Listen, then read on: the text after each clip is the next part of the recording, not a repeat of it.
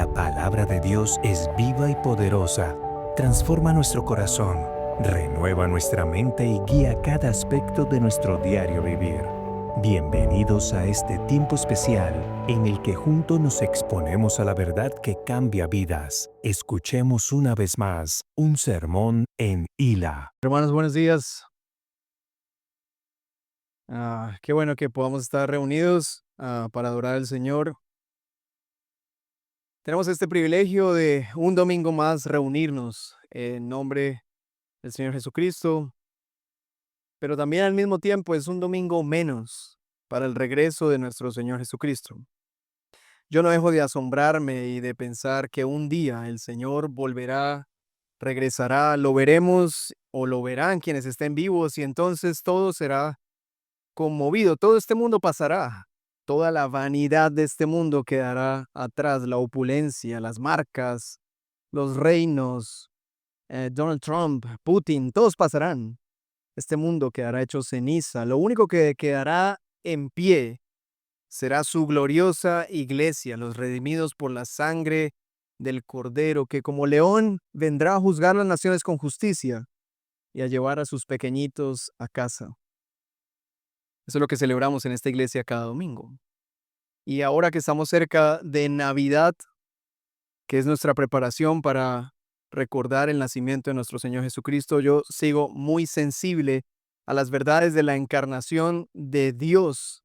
El viernes hablaba con alguien y compartía con alguien acerca de este tema y realmente me asombra muchísimo este misterio. Dios se hizo hombre, el Rey del universo, soberano sobre todas las cosas, en el vientre de una mujer adolescente. Eso me inquieta demasiado. No alcanzan 31 días de diciembre para poder llegar a entender semejante misterio, pero también en medio de la noche solitaria de un pesebre humilde, el Señor decidió alumbrarnos con su llegada. Dios se hizo bebé, una cosa inesperada. Nadie esperaba algo así. Dios se hizo bebé.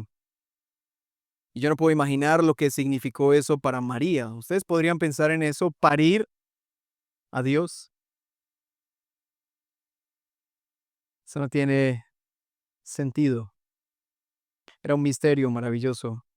Imagínate dar a luz al Salvador del mundo, al que no tiene principio ni fin, al eterno y verdadero Dios, a la imagen visible del Dios invisible en quien habita toda la plenitud de la deidad. Tú estás ahí teniendo dolores de parto y lo que sale es el Rey del universo. Hermanos, yo desde ya me anticipo a pensar en Navidad porque en serio 31 días no nos alcanzan. Pero para conectarlo con la prédica de hoy, en contraste a este escenario tan hermoso de una mujer adolescente teniendo dolores de parto y, y trayendo a la luz a nuestro Señor Jesucristo, en contraste a esto,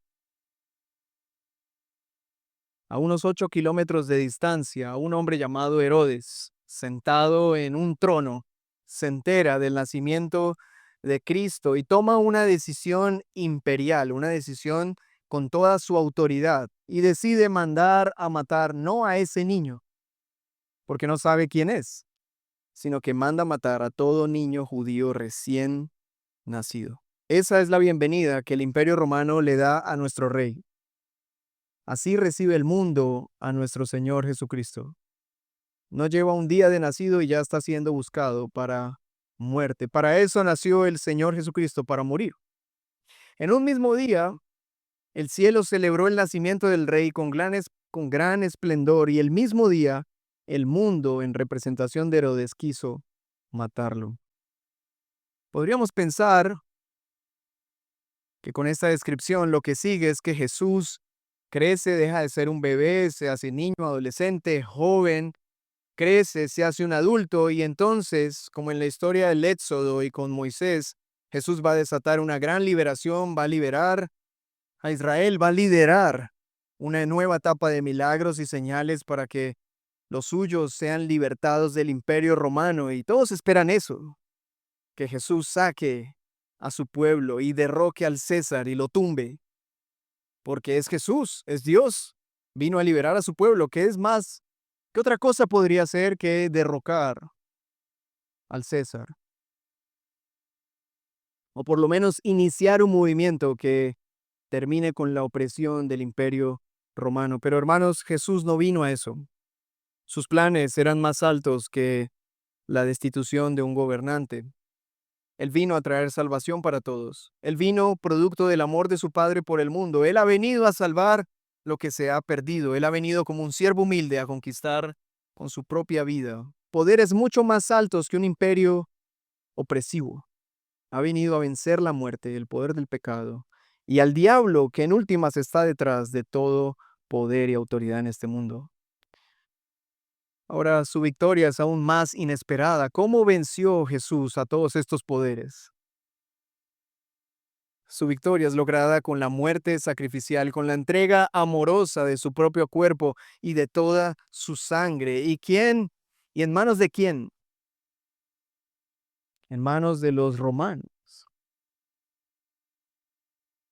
Por fin logró su cometido el mundo, matar al rey del universo, pero esta vez no lo mataron por su propia autoridad, sino que él se entregó a sí mismo en manos de ellos. Y vemos esta paradoja de un imperio con autoridad, pero el rey del universo que tiene aún más autoridad y voluntariamente entrega su vida en manos de las autoridades romanas. ¿Son culpables los romanos por haber crucificado a Jesús? Claro que sí, lo son. Son culpables de haber dado muerte al santo. ¿Pero fueron ellos los que entregaron a Jesús a muerte? No, fue él mismo. Él mismo se entregó por nosotros voluntariamente. Si él hubiera querido bajarse de la cruz, ¿qué hubiera hecho? Ujú. Le bastaría con chasquear los dedos, le bastaría con solo pensarlo, pero él estaba pensando en algo más grande que su propia salvación, la salvación de todos nosotros. Y eso es un gran milagro. Así que este es el rey de la iglesia, este es el rey de nuestro reino. Así es como nuestro rey vivió y cumplió con su propósito. Y es así como nuestro rey hoy nos va a invitar a vivir como él vivió, motivados por las mismas razones que lo motivaban a él a vivir con relación a las autoridades civiles. El pasaje en el que hemos centrado los cánticos, las oraciones y las lecturas de hoy es Romanos capítulo 13, verso 1 al 7. Lo hemos acabado de leer y espero que la sola lectura haya despertado ya en ustedes alguna cosa. Yo espero que usted haya estado atento a lo que leyó y que mientras leía, usted iba leyendo estas palabras y tal vez sintiendo la incomodidad de decir, no sé si estoy tan de acuerdo con lo que estoy leyendo. Por lo menos una rasquiña, una preocupación o una admiración o quizás muchas preguntas. ¿Qué le despertó a usted la sola lectura del pasaje? Sométanse toda persona. Ya empezamos mal porque ese verbo no nos gusta. ¿Perdón? Esa es la palabra más impopular en nuestros días. A nadie le gusta esta palabra, sometas. Y mucho menos ujú, a las autoridades civiles. Pero hermanos, esta es la palabra del Señor. No es un consejo de Pablo como un hombre cualquiera. Lo que hemos leído es la palabra de Dios, es la instrucción del rey a todos los que pertenecen a su reino de cómo deben vivir en relación con el gobierno civil. Así es como Dios espera que los ciudadanos de su reino vivan como extranjeros en este mundo frente a las autoridades civiles de sus propios gobiernos, de sus propios países. Esto va a mostrarnos el carácter de Dios, el carácter de nuestro rey, pero también va a poner de alguna forma en evidencia cuál es nuestro corazón frente a las autoridades civiles, cómo nos conducimos frente a los gobernantes y frente a las autoridades, que en nuestro caso son autoridades en el marco de un Estado de derecho y un país democrático, donde hay presidentes, gobernadores, alcaldes, donde hay el poder legislativo, judicial, ejecutivo, donde hay distintas entidades e instituciones del Estado, donde hay millones de empleados estatales y donde, como usted sabe, hay tanta corrupción y todo lo que usted puede imaginarse, que no voy a seguir alimentando su crítica. ¿Cómo vivir como creyentes sometidos a estas autoridades? Es lo que vamos a ver hoy. No sé, yo quisiera hacer este ejemplo cuando ah, la forma de ver televisión cambió dramáticamente, porque antes la gente prendía el televisor y era lo que estuvieran pasando, ¿verdad? Y usted pasaba canales y de repente alguna cosa le funcionaba. Usted, mira esta película, veámosla por vez número 76.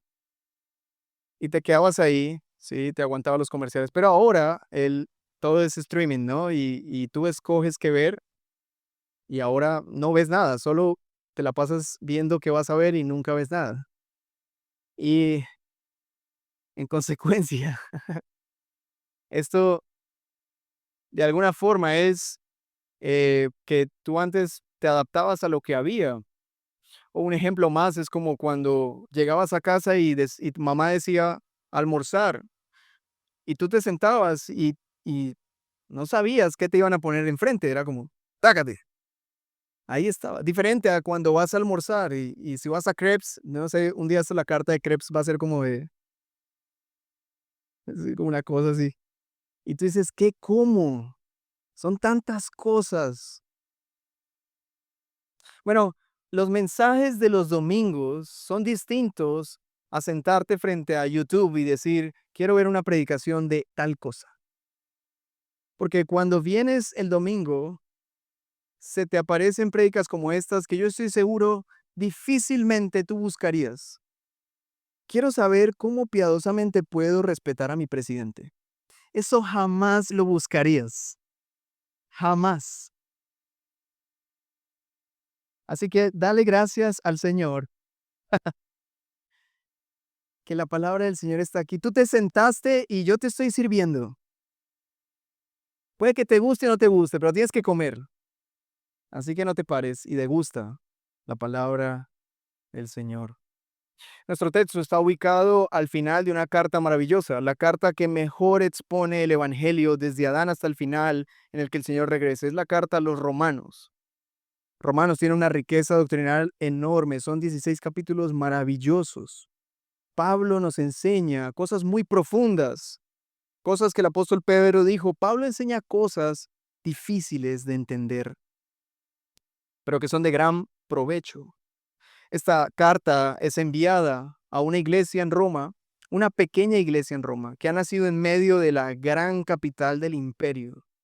Esta iglesia no fue fundada por ningún apóstol. Parece que algunos de los habitantes de Roma estaban el día de Pentecostés, cuando el Espíritu Santo descendió sobre la iglesia por primera vez, y ellos, llenos del Espíritu Santo, regresaron a Roma y ahí se juntaron y formaron una iglesia. Unos eran judíos, otros eran ciudadanos romanos, griegos. Era una iglesia multicultural. Había una gran diversidad. Pero en medio de eso, ahí en Roma, el emperador romano decide expulsar a los judíos de la ciudad. Por un decreto, el emperador romano dice, se van todos los judíos, no puede quedar uno solo aquí en la ciudad. Y dentro de los que tuvieron que salir estaban los hermanos de esta iglesia. Unos hermanos judíos que pertenecían a esta iglesia tuvieron que abandonar la ciudad. Pero 5 años más tarde, les permiten regresar. Y cuando los judíos regresan, la iglesia se sorprende, vuelven estos judíos, pero cuando los judíos vuelven se dan cuenta que la iglesia empezó a tener prácticas como muy paganas. Y para su judaísmo era como irrespetuoso. Entonces empiezan a pelear entre ellos, ¿no? Es lo que usualmente hacemos cuando hay diferencias. Peleamos, ¿no es así? Bueno, ayúdeme, diga que sí, porque o sea, sé que peleamos, hermano. Y hay diferencias y la gente detrás, no, que yo, no, que sí, ¿qué tal? Pablo se entera de esto Y lo podemos ver en Hechos, cómo Pablo se entera de este asunto. Y entonces eso en gran medida es la motivación del apóstol Pablo para enviarles esta carta. Él quiere confirmar la fe de esta iglesia, quiere llamarlos a la unidad y quiere explicarles por qué no deberían estar peleando por cosas que no son importantes. Y lo que más les molestaba era su actitud frente al César, obviamente porque los judíos habían sido expulsados de Roma. ¿Y ustedes creen que los judíos querían al César en ese momento? Claro que no. Y entonces había una tensión política en medio de la iglesia. Pero también había una tensión en cuanto a los alimentos, qué comer o no, qué no comer. Y esos parecen ser los problemas de la iglesia y son los problemas que Pablo va a atender desde el capítulo 13, 14 en adelante.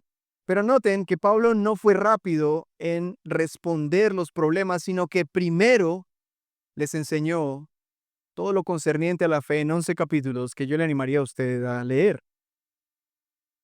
Esos 11 capítulos son de gran ayuda para que la iglesia pudiera entender el evangelio de nuestro Señor Jesucristo.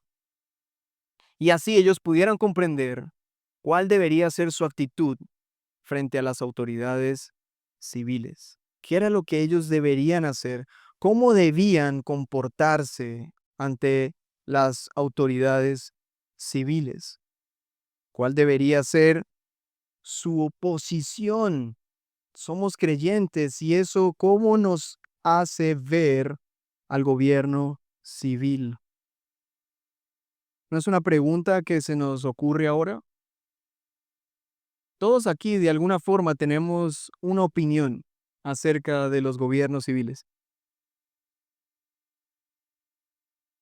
tan cercana como la opinión acerca de nuestro alcalde, que voy a tratar de seguir el espíritu del mensaje de hoy, am, que manifiesta ser cristiano.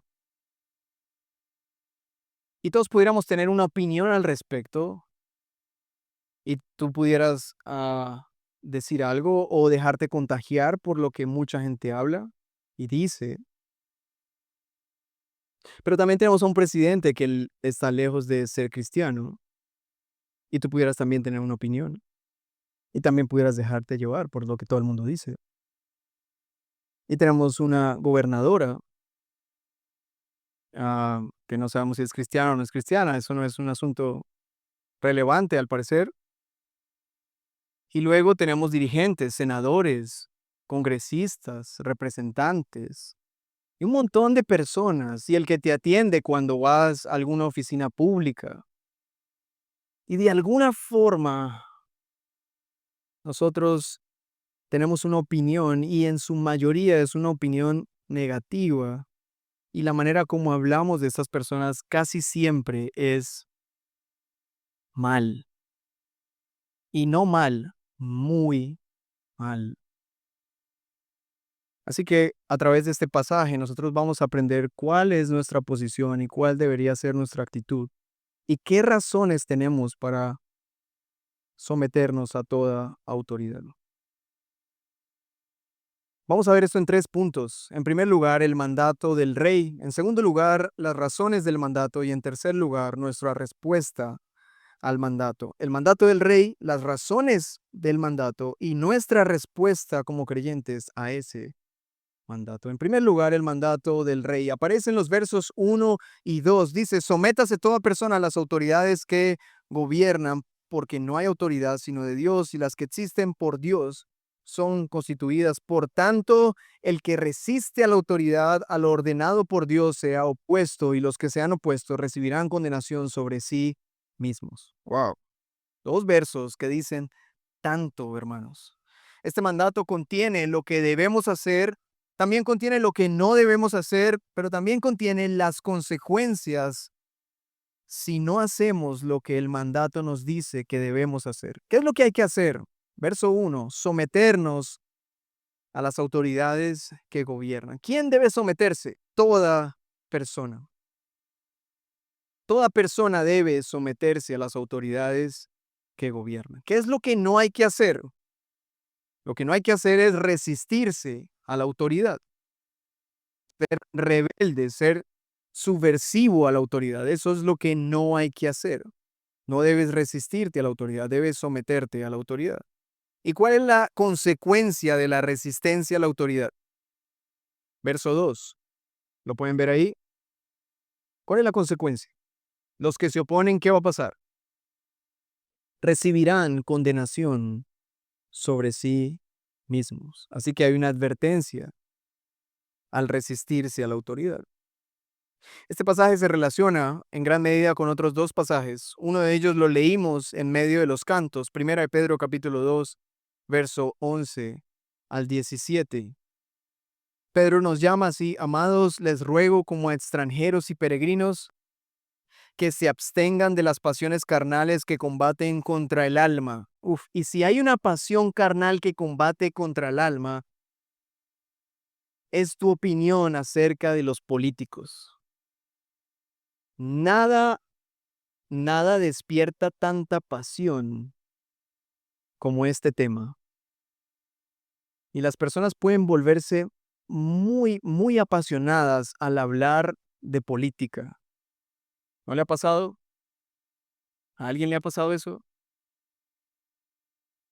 Usted se sube a un taxi y tal vez lo primero que un taxista le diga: hey, hermano, esta ciudad cada vez peor, ¿no? Y ahí usted sabe que los siguientes 10 minutos de carrera, usted no va a dejar un pedacito del alcalde sin morder. Así que Pedro dice: absténganse de las pasiones carnales que combaten contra el alma. Mantengan entre los gentiles una conducta irreprochable, al fin de que en aquello que les calumnian como malhechores, ellos, por razón de las buenas obras de ustedes, al considerarlas, glorifiquen a Dios en el día de la visitación. Y viene el 13, que es más claro: sométanse, ¿por qué? Por causa del Señor, a toda institución humana, ya sea el rey como autoridad o a los gobernantes como enviados por él para castigo de los malhechores y alabanza de los que hacen el bien, porque esta es la voluntad de Dios, que haciendo bien ustedes hagan enmudecer la ignorancia de los hombres insensatos, anden como libres, pero no usen esa libertad como pretexto para la maldad, sino empléenla como siervos de Dios, es decir, honren a todos, amen a los hermanos, teman a Dios, honren al rey. Oh, wow. Pero tú dices: bueno, es Pablo y es Pedro. Bueno, déjame traerte las palabras de nuestro Señor Jesucristo. Tal vez es así te convenzan. Mateo capítulo 22, verso 15 al 22. Dice así: entonces, los fariseos se fueron y deliberaron entre sí cómo atrapar a Jesús en alguna palabra que él dijera.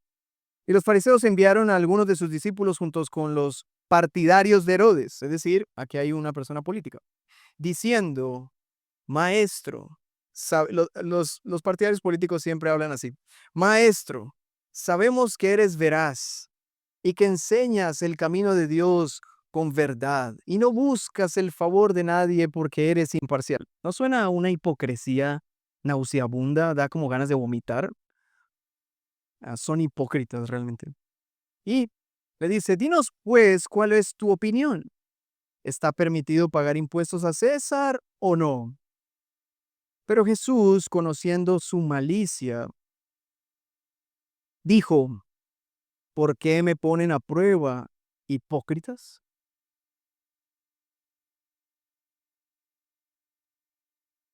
Traigan la moneda que se usa para pagar ese impuesto. Y le trajeron un denario, y él les preguntó: ¿de quién es esta imagen y esta inscripción? Ellos le dijeron: de César. Entonces él les dijo esta frase tan llena de sabiduría: pues den a César lo que es de César y a Dios lo que es de Dios. Al oír esto se maravillaron, lo dejaron y se fueron. ¿Qué tú le puedes decir? En los tres pasajes vemos un énfasis claro al sometimiento a las autoridades civiles. El reino de Dios no es un reino de rebeldes o subversivos. El reino de Dios no apoya causas de anarquía o rebeldía. Y las demandas de la iglesia al gobierno se hacen bajo el sometimiento y el respeto y la honra. Cuando hablamos de sometimiento a las autoridades, eso incluye todos los gobiernos en todos los continentes. Incluye presidentes, reyes, legisladores, jueces. Incluye las normas de tránsito y a los policías de tránsito. Incluye, como hemos visto, a la DIAN. Es más, principalmente incluye a la DIAN.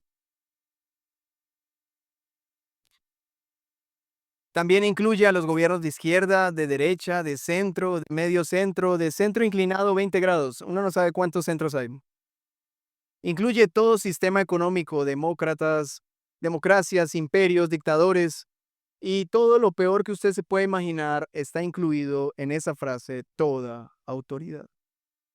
Así que el mandato del verdadero Rey Supremo sobre todas las cosas es que nosotros, como parte de su reino, como extranjeros y peregrinos en esta tierra, por causa del Señor, que es el verdadero Rey, nos sometamos humildemente a toda autoridad. ¿Les quedó claro cuál es el mandato? Ese es el mandato. Sométete a toda autoridad. El año pasado, o creo que este año también, se volvió a despertar el debate acerca del pago de impuestos de las iglesias. Y un montón de gente se levanta y rasga las vestiduras y dice, es una persecución contra los cristianos. Sería una persecución si a los cristianos se les pusiera un impuesto por ser cristianos. Pero no es ninguna persecución que la iglesia pague los impuestos que todo el mundo paga. Hermanos, nos distraemos tanto con esto. Es que son estos tipos que legislan contra la iglesia. Deberíamos dar ejemplo y pagar nuestros impuestos. Porque el Señor dijo, al que impuesto, impuesto. Dar al César lo que es del César. Fin. 2. Las razones del mandato. ¿Por qué Dios nos manda a hacer eso? Los versos 1 y 2 nos dan una gran razón para el sometimiento a estas autoridades. Vean lo que dice la parte B del verso 1. Porque el verso 1 dice, sométase a toda autoridad, pero la parte B del verso 1 dice, porque no hay autoridad sino de Dios. No hay autoridad sino de Dios, y las que existen por Dios son constituidas. Esta es la razón principal. Toda autoridad existe porque Dios las ha constituido. Para Dios, las autoridades civiles son su instrumento para gobernar el mundo. Este es el plan de Dios. El hombre no creó el gobierno, Dios lo hizo. El hombre no sostiene el gobierno, Dios lo hace. La autoridad civil es la idea de Dios. Así que una primera razón para someternos es que las autoridades civiles son el plan de Dios. Es mejor un muy mal gobierno que una anarquía. Imagínate que de repente está pasando algo y tú no tienes a quién llamar. No hay instituciones. No está la policía, no está la defensa civil, no están los bomberos, no tienes a quién llamar, no hay nadie. Alguien viene y roba tu casa 10 veces y no hay cómo protegerte porque no hay nadie, no hay policía, no hay sistema judicial, no hay nadie. No hay quien defienda tu causa, la causa de la justicia, no hay leyes. Imagínate un mundo en el que cada uno hiciera lo que bien le pareciera y no hubiera una mínima contención, que es lo que tenemos con las autoridades civiles, una mínima contención de la maldad.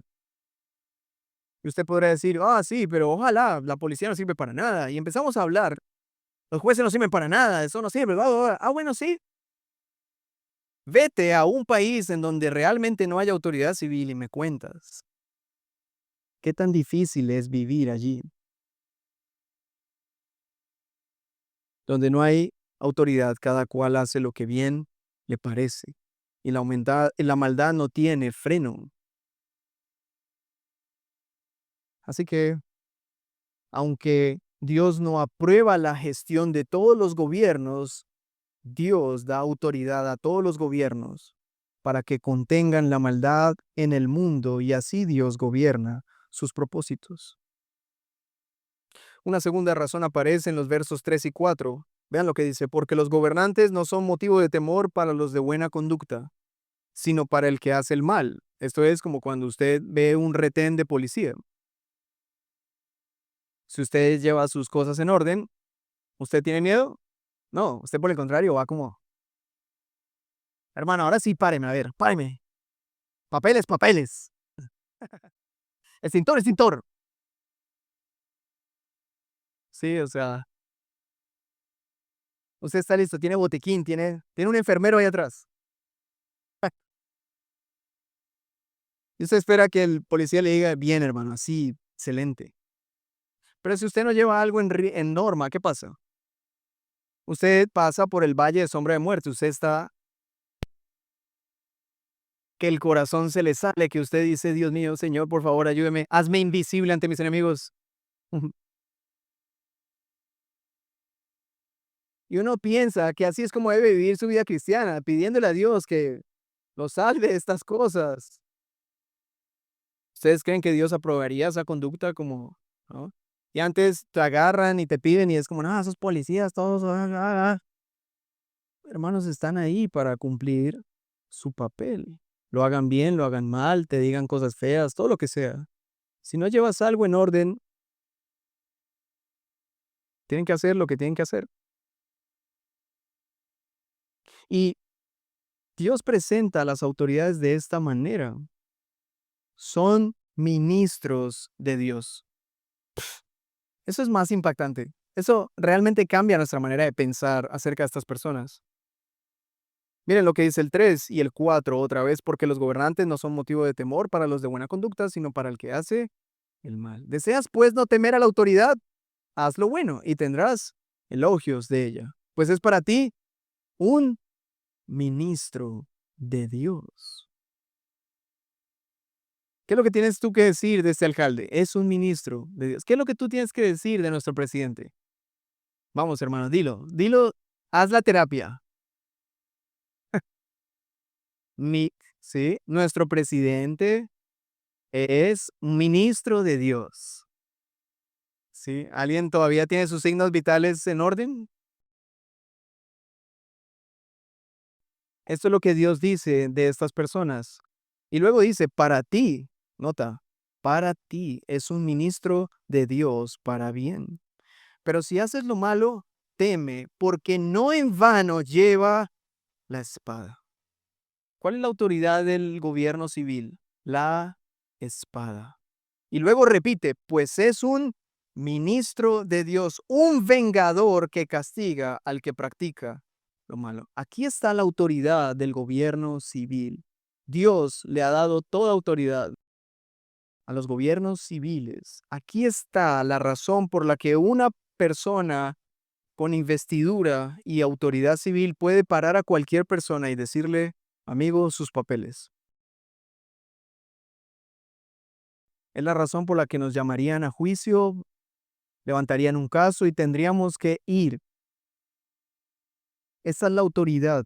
Dios la ha dado y estas personas son ministros de Dios y lo que hacen es vengar o castigar al que practica lo malo. Estos son vengadores. Los gobernantes son ministros de Dios. No solo la autoridad es el instrumento de Dios, porque algunos dicen, yo respeto las instituciones, pero no a los gobernantes. Aquí no está diciendo que las instituciones son las que tienen autoridad, está diciendo que son los gobernantes, los que son ministros, las personas que ejercen ese rol. Ellos son ministros de Dios. ¿Cuál es su ministerio? Si son ministros, ¿cuál es su ministerio? Pues castigar el mal y recompensar el bien. Ese es su ministerio. Castigar el mal, recompensar el bien. Y se le ha dado un poder, que es el poder de la espada. La misma espada, hermanos, que pudiera perseguirnos a los cristianos, la espada que debería ser usada para castigar el mal, muchas veces es usada por estos gobernantes para perseguir cristianos. Y yo sé que ellos, los que usan la espada para perseguir cristianos, algún día tendrán que dar cuentas ante aquel que les dio la autoridad. Y yo estoy seguro que si no se arrepienten en vida, recibirán el castigo por esto el resto de su eternidad. Pero aún así nuestra actitud debe ser de sometimiento a las autoridades.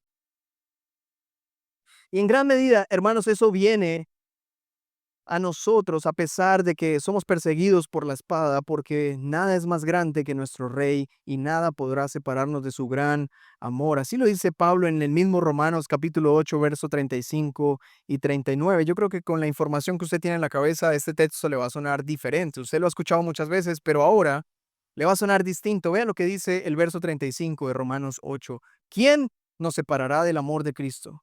¿Tribulación o angustia o persecución o hambre o peligro o espada?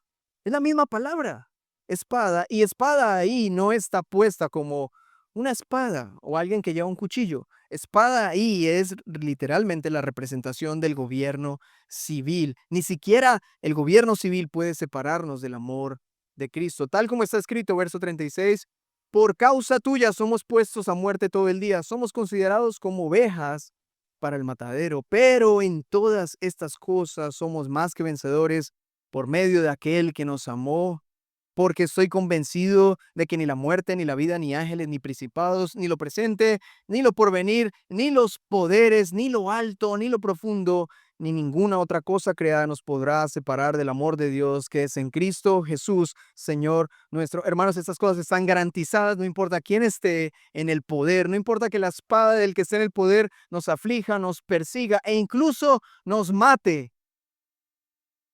Nada nos podrá separar del amor de Cristo y hasta la muerte seremos fieles al Señor y nos someteremos a nuestras autoridades civiles. Esa es la actitud de todo el que pertenece a este reino. Hermanos, yo quiero dejar algo en claro y es que Dios no está mínimamente interesado, por favor, preste atención, Dios no está ni mínimamente interesado en transformar al mundo a través del poder de la espada. Dios no está interesado en traer su reino a través del poder de la espada. No le interesa sentar a sus hijos en el poder civil para traer paz a la humanidad. La esperanza de la salvación del hombre no está en el poder de la espada, sino en el poder de las llaves del reino que han sido dadas a la iglesia. La esperanza de la salvación del hombre está en el poder del evangelio, que es poder de Dios para salvación. Es a través de su iglesia que Dios ha decidido llevar la salvación al mundo. A la espada solo le corresponde castigar el mal y recompensar el bien. A nosotros nos corresponde anunciar el mensaje glorioso del evangelio que salva vidas, y eso sí transforma familias, personas, comunidades. Una parte de la iglesia sigue creyendo ingenua y falsamente y muy peligrosamente que los cristianos debemos gobernar, que debemos tomar control de todos los poderes de este mundo para transformarlo. Colombia para Cristo, Villavicencio para Cristo. Hermanos, no es a través del poder civil, no es a través de la autoridad de la espada. Somos creyentes y el Señor nos llamó a través de la influencia de la iglesia a transformar nuestras sociedades, pero no a través del poder de la espada. No hay un solo pasaje en el Nuevo Testamento que mande a la iglesia a ocupar puestos de gobierno. Ahora, tampoco hay un pasaje que lo prohíba. Pero yo lo que quiero decir es que no hay una estimulación, no hay una, si fuera por ahí, si ese fuera el medio que Dios quisiera usar para transformar y esparcir su evangelio, ¿no creen ustedes que habría una clara instrucción y Dios mismo les dijera, prepárense, capacítense, llenen estos lugares de poder y ejerzan ahí dominio? No existe nada de eso en la escritura.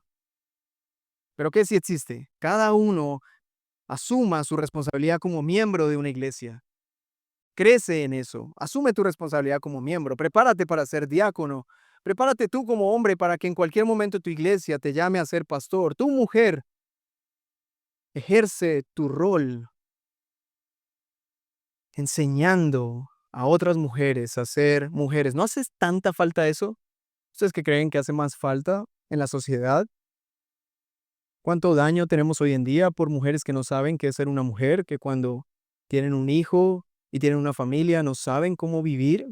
Nadie nos enseñó eso, nadie les enseñó cómo ser madres, cómo ser esposas, cómo dedicarse a casa. Realmente quieren, aman a sus hijos, quisieran darles todo, pero en sus corazones no saben cómo hacer. El mundo solo les enseñó a ser productivas y tener trabajos y ser alguien importante en la vida, no amamantar y mucho menos no tener tiempo para ir al baño.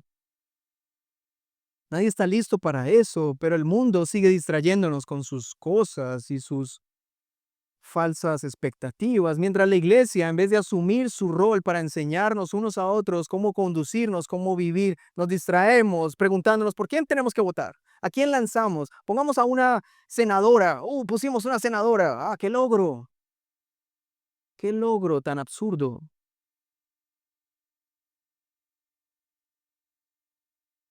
Está bien que alguien se prepare, estudie, aspire a puestos de gobierno, luche en medio de esos contextos. Quizás esa persona muera en el intento, quizás sucumba ante la tentación, quizás haga las cosas lo mejor posibles, quizás sea destituido por no seguir las leyes que van en contra de su fe. Pero hermanos, aunque algo así pueda pasar, nuestra esperanza no debe estar en un presidente cristiano, un alcalde cristiano, un presidente que cree en Jesús.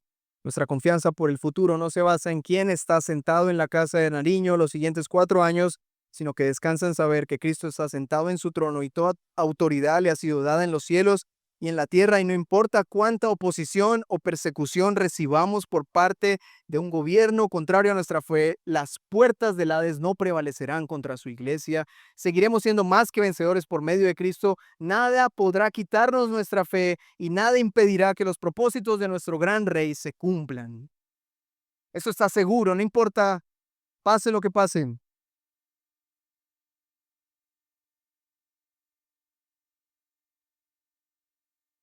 Así que hermanos, no se dejen deslumbrar por los políticos que de repente, de un momento a otro, se hicieron creyentes y que reciben la bendición de los pastores. Y ahí están levantando sus manos. En épocas políticas, la gente se bautiza, confiesa, abraza a todo tipo de personas. Son unos hipócritas, camaleones.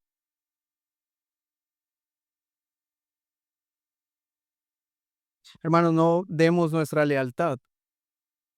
No pervirtamos la lealtad que es única y exclusivamente al Señor para dársela a un hombre que un día dice una cosa y al otro día dice otra.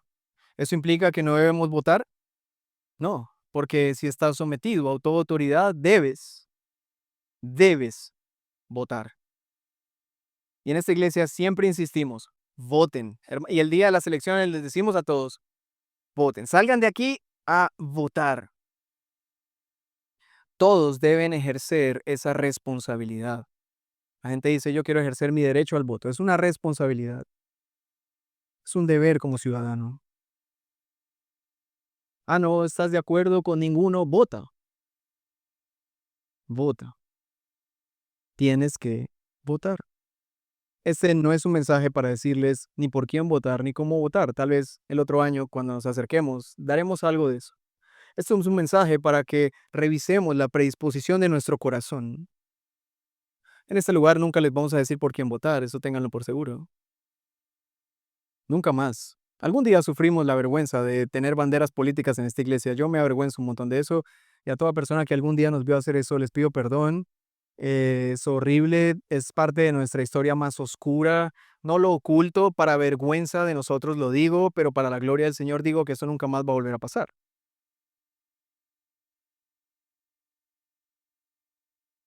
Y sí, es una época oscura de nuestra historia, pero eso no volverá a pasar. Por último, tres, hemos visto dos cosas: el mandato, las razones del mandato y ahora nuestra respuesta al mandato. ¿Cómo respondemos ante este mandato? En primer lugar, no podemos responder con resistencia, porque ya lo vimos al inicio, la consecuencia de la resistencia a lo ordenado por Dios es condenación. Dios condena la resistencia civil, la rebeldía, la anarquía. Dios condena estas cosas. Eso no implica que debamos callar ante las injusticias y los atropellos de las autoridades civiles. Pero hermanos, hay vías. La misma autoridad civil le provee a la ciudadanía formas, maneras para levantar su voz de descontento. Es muy fácil publicar en Facebook cualquier cosa. Este tipo es un tal por cual. Pero es muy difícil que tú lleves un caso ante un juez y sostengas esa opinión. Es más, alguien te podría a ti levantar un caso por injuria y podrías ir preso. Eso está pasando así. Mm, Yo les animaría a ustedes a tener mucho cuidado con lo que hacen con sus redes sociales, porque eso cada vez tiene más importancia en casos de juicio. Y si alguien de verdad quisiera sencillamente tomarle un pantallazo a tu estado en el que tú estás denigrando a cualquier persona, ese caso puede subir rápidamente. Y si tú no puedes sostener tus palabras, podrías ir preso. Esto es sabiduría, hermanos. ¿Cómo responder a este llamado? En primer lugar, creo que debemos ser conscientes de que ellos son ministros de Dios. Yo sé que cuesta, yo sé que es muy complejo, pero esta debe ser nuestra actitud. Ser conscientes de que ellos son ministros de Dios. Cuando oramos por nuestras autoridades, oramos de esta manera: Señor, son ministros de Dios. Te pedimos, Padre, que ellos puedan cumplir con su ministerio, que castiguen el mal y recompensen el bien. Nosotros podemos estar dispuestos a levantar pacíficamente nuestra voz, pero estamos dispuestos a recibir de su parte las represalias correspondientes. Si un día llegan a poner impuestos a las iglesias, e incluso un impuesto de verdad perseguidor, como que solo por ser iglesia te vamos a poner un impuesto de iglesia, podríamos reunir un par de abogados y hacer alguna solicitud, e incluso podríamos tratar de defender el caso en las instancias que se debe. Pero hermanos, si en últimas es lo que hay que hacer, ¿qué toca hacer? Hay que pagar, ¿verdad? Porque no vamos a entrar en desacato. Hubo un momento en la historia, que yo lamento mucho no haberlo hecho, pero hubo un momento en la historia en el que hubiéramos podido declararnos en desacato por una buena razón. Y eso fue en pandemia. En pandemia hubo una época en la que estuvo bien que estuviéramos en casa, ¿no? Las primeras 2, 3 semanas, intentando entender qué era lo que sucedía. Pero en un momento no se permitió que nos reuniéramos durante mucho tiempo. Y entonces el gobierno civil, la autoridad de la espada, empezó a regular la manera como los creyentes debían adorar a Dios. Y ahí hubo un conflicto entre el poder de la espada y el poder de las llaves, la iglesia y el Estado. Y en un punto fuimos realmente muy tímidos al permitir que el Estado nos separara, porque esto, hermanos, es de un valor incalculable, reunirnos a adorar al Señor. Es de lo más importante. El Señor nos reúne para, como iglesia, cantarle a Él, reunirnos y darle gloria y ser edificados. Este es el día del Señor y ninguna institución debería regular esto. Pero fuimos tímidos. Yo admiro mucho al pastor John MacArthur, quien se declaró en desacato y reunió a su iglesia en contra de las recomendaciones del Estado, y el Estado lo demandó. Él aceptó el juicio y después de casi un año ganaron el juicio contra el Estado de California. Alguien estuvo dispuesto a decir: tú no vas a decir cómo yo adoro. Y si tenemos que ir a la cárcel y si tenemos que pagar multas, lo haremos. Pero nuestra iglesia abrirá sus puertas y adoraremos al Señor. Hermanos, alguno pensará que esto es una tontería lo que yo estoy hablando. Yo jamás podría hacer algo así. Yo jamás podría someterme. Alguna mujer podría decir: me cuesta someterme a mi esposo, que por lo menos me da de comer, que me cuida, que me compra champú rico. Ahora imagínate someterme a un tipo que ni conozco, que me cae re gordo, re mal, y ahí empiezan tus calificativos y tus desórdenes. Amigos, nuestra respuesta a este mandato no es solo una cuestión de obediencia robótica, sino más bien una respuesta obediente a las misericordias del Señor. Esta sección práctica de Romanos inició en el capítulo 12 con este verso: por tanto, hermanos, les ruego por las misericordias de Dios que presenten sus cuerpos como sacrificio vivo y santo, aceptable a Dios, que es el culto racional de ustedes. Y yo estoy seguro que si les pregunto, ¿alguien aquí quiere adorar al Señor? ¿Alguien aquí está dispuesto, hermanos, a adorar al Señor con toda su vida? Y ustedes, pónganse en pie y vamos a decir, Señor, te adoramos. Y la gente dice, la gente piensa que adorar al Señor con todos sus seres es como saltar y gritar y... Bueno, además, eso no está mal, yo no voy a condenar eso. Pero la verdadera adoración se da en cosas como estas.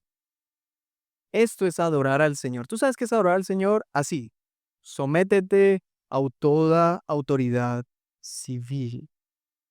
Sométete por causa del Señor. ¿Cuánto poder espiritual se necesita para que tú seas transformado y puedas someterte a una autoridad civil de una forma respetable y honrosa? ¿Mm? ¿Cuánta fe se necesita? Mucha fe. Y por eso lo que se nos está pidiendo no es algo que tú y yo podamos hacer, es algo que necesita la obra poderosa del Espíritu Santo y la transformación del Evangelio para que te pueda convertir en una persona como esta. Tú puedes decir, sí, eso suena muy bonito y todo lo que sea, pero yo así no voy a ser. Claro, tú no. Pero el Evangelio produce este tipo de personas. Esta es la vida del Evangelio puesta en práctica. Y así termina el apóstol Pablo esta sección. Por tanto, verso 5, es necesario, presta atención porque este es importante, por tanto es necesario someterse, no solo por razón del castigo. Alguno podría decir, yo me voy a someter porque si no me someto, me cae la ley. Entonces, por el castigo, listo, está bien, por el castigo. No, no, no. No solo por el castigo, sino también ¿por qué? Por causa de la conciencia. Tú ahora lo sabes. Tú ya no eres ignorante. Tristemente viniste hoy a la iglesia. Ahora lo sabes. Bueno, es una forma de decir, ¿verdad?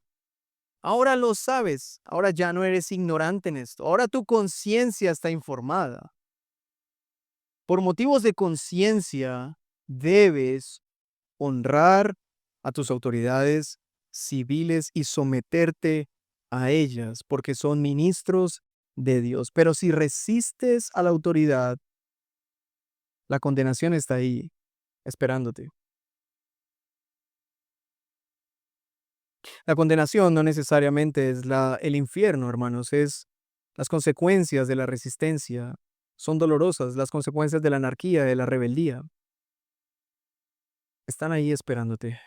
Así que, por motivos de conciencia, verso 6, pues por esto también ustedes pagan impuestos. ¿Ustedes pagan impuestos, hermanos? Paguen a todos lo que deban. Al que impuesto, impuesto. Al que tributo, tributo. Al que temor, temor. Y al que honor, honor. El apóstol Pablo y Jesús decidieron hablar del sometimiento a la autoridad civil con el tema más impopular de todos, el pago de impuestos. Ese es el tema más impopular, el más duro. Uno dice, no, mano. Y alguno dirá, bueno, pero es que en esa época los impuestos eran más bajitos. ¿Más bajitos? Amigos, ustedes no saben. Les invito a que investiguen. Así que pagamos impuestos porque estos son usados por las autoridades civiles que son ministros de Dios para cumplir con su ministerio, castigar el mal y recompensar en bien. Y alguno dirá, pero ¿qué si se los roban? ¿Qué si no sirve para nada? ¿Qué si los usan mal? Bueno, oraremos por nuestros gobernantes, Padre, que usen bien y con sabiduría esto. Anunciaremos que eso que hacen está mal, pero no dejaremos de dar, ni empezaremos a usar calificativos y lenguaje ofensivo, ni haremos parte de revocatorias y firmando para tumbar al uno al otro. Y tampoco nos alinearemos con personas rebeldes, sino que nos mantendremos del lado del bien, cueste lo que cueste, pues este es un asunto de adoración, esto es un asunto de culto racional al Señor. Hermanos, para finalizar, como lo dije en el inicio, Esto no es algo que sencillamente surja de la nada, sino que así se fundó el cristianismo. Así fundó el Señor la iglesia. La obra más grande que Dios ha hecho en la historia de la humanidad ha sido una historia de sometimiento a la autoridad civil. Nadie ha recibido en toda la historia un trato más injusto que nuestro Señor Jesucristo. Él no merecía ni siquiera que lo miraran mal. Él no merecía. ¿Qué hizo de malo para que lo miráramos mal? Nada. ¿Pero qué recibió? ¿Una mala mirada? Hermanos, el castigo que recibió nuestro Señor fue tremendo, fue terrible. Ahora, ¿ese castigo se lo merecía él? No. ¿Pero por qué lo recibió? Porque es el castigo que merecíamos todos nosotros. Hermanos, alguno podrá escabullirse del poder de la espada. Quizás usted y yo nos escabullimos del poder de la espada y pensamos, no me agarraron, no me cogieron. Pero hay un poder más alto que ese. Y ese poder hubiera podido venir a traer verdadera justicia y matar a todos los que hicieron mal.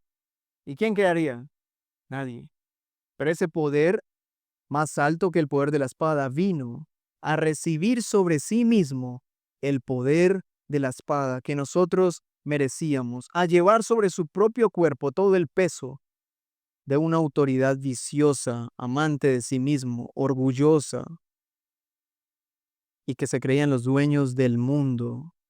Y Jesús absorbió sobre sí mismo todo ese poder de la espada para que tú y yo no lo tuviéramos que recibir nunca más a ese nivel.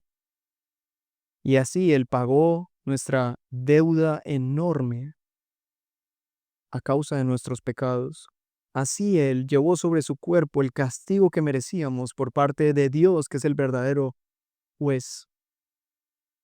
¿Y cómo lo hizo? Sometiéndose a la autoridad civil. El Señor nos ha dado ejemplo para que sigamos sus pasos. No estamos solo sometidos al Estado, estamos sometidos a aquel a quien se le ha dado toda autoridad en los cielos y en la tierra. Así que no temamos. Hermanos, hagamos el bien, demos honra y respeto a nuestros gobernantes y actuemos con prudencia. Eso es verdadera adoración al Señor. Señor los bendice, hermanos. Nos ponemos en pie y oramos. Padre nuestro que estás en los cielos, santifica tu nombre en nuestras vidas, en nuestras familias, en esta iglesia, en esta ciudad, en este departamento, en nuestro país. Santifica tu nombre en el mundo. Santificado sea tu nombre. Venga tu reino. Trae tu reino a través de tu iglesia. Trae tu reino a este mundo. Un reino humilde y sometido a la autoridad civil. Trae tu reino.